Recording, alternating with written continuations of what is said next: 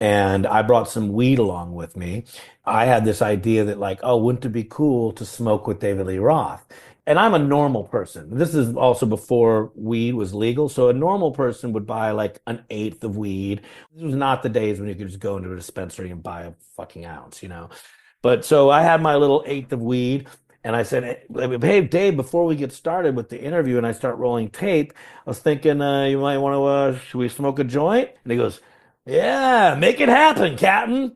So that was his like go-to to start proceeding. So I roll us in my head was kind of, one time I smoked pot with Sam Kinison, and Sam Kinison used to call them twisters. You go, hey, roll a twister. So I rolled like a twister. I took as much weed as I could. I put it in a normal size rolling paper and twisted it up, and then here you go. And he kind of looked at it like, all right. So we smoked this little twister.